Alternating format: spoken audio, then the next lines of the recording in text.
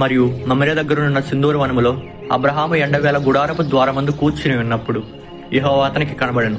అతడు కన్నులెత్తి చూచినప్పుడు 3 మనుష్యులు అతని ఎదుట నిలబడి ఉండిరి. అతడు వారిని చూచి గుడారపు వాకిటి నుండి వారిని ఎదుర్కొనుటకు పరిగెత్తి నేలమట్టుకు వంగి, ప్రభువా, నీ కటాక్షము నా మీద నున్న ఎడల ఇప్పుడు నీ దాసిని దాటిపోవద్దు. నేను కొంచెం నీళ్లు తెప్పించదను. దయచేసి కాళ్లు కడుగుకొని ఈ చెట్టు కింద అలసట తీర్చుకునండి. కొంచెం ఆహారం తెచ్చిదను. మీ ప్రాణములను బలపరుచుకునండి. తరువాత మీరు వెళ్ళవచ్చును. వారు, నీవు చెప్పినట్లు చేయమనగా, తరువాత అతడు వెన్నను పాలను తాను సిద్ధము చేయించిన దూడను తెచ్చి వారి ఎదుట పెట్టి వారి భోజనము చేయుచుండగా వారి వద్ద ఆ చెట్టు కింద నిలిచి ఉండెను.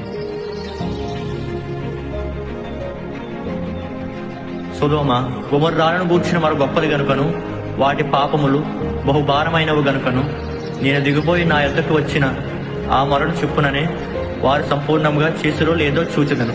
చేయనెడల నేను తెలుసుకుందునను. ఆ మనుష్యులు అక్కడ నుండి తిరిగి సొదొమ వైపుగా వెళ్ళిరి.